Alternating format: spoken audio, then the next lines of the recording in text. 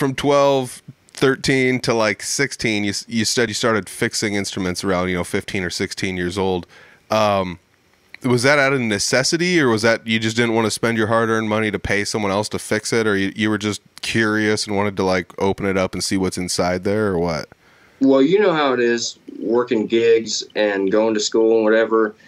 I didn't have the money to pay a luthier to fix my stuff, so necessity, yes, but also a buddy of mine when I was about 14 years old brought me a little piece of crap fender or something or another that's been sitting in the garage for 10 years, and he's like, you can have it.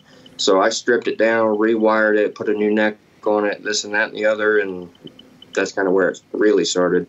That's awesome. It's kind of weird because I feel like I'm like a novice when it comes to fixing guitars. It was all necessity for me and curiosity. Like I just didn't want to take it. You had to like either mail it somewhere or get in a car and drive somewhere and drop it off. And it's like, I don't want to go next town over and drop it off or whatever. So I just started doing that. And that was like the first thing I fixed up was just like $100 guitar I picked up off Craigslist, and it was like, well, there's only so many wires and parts in here.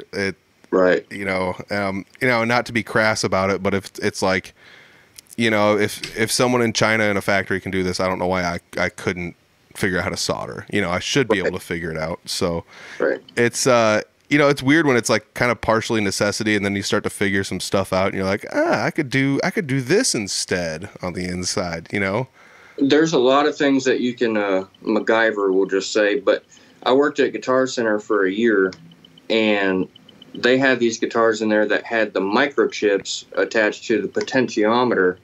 And so something like that you cannot work on. And so I was trying to get a hold of people to have new parts shipped, and they're like, yeah, they're sitting on a boat somewhere in the ocean, been there for about 3 months, don't expect them anytime soon. And so this dude bought a $3,000 bass, and they didn't have a replacement one. And he brings it to me, and he's like, it's not working. So I strip it apart, look at it. It's got the microchips in there. Come to find out, I can't get the replacement part.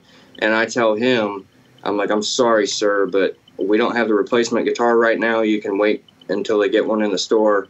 And he basically looked at me and said, it's firewood, just keep it. And I'm like, oh, man. Yeah, gosh. I felt really bad for him. But, yeah, putting all the extra stuff that they're putting in it today and the amplifiers, I won't even work on them anymore because there's so much stuff in there that you have to wait for parts from China, and then right now you can't get them. That's true. That's true. Yeah, I especially know what you're talking about with like the inside of guitars. You open up an old guitar, it's just like a couple metal parts with some wires strung between it. Looks pretty good, but like for a while Gibson got in a lot of hot water over putting PCBs in the cavities. Yeah, I don't remember the whole story on that, but I do remember them getting in trouble a couple times throughout the years. I mean, just recently. Yeah.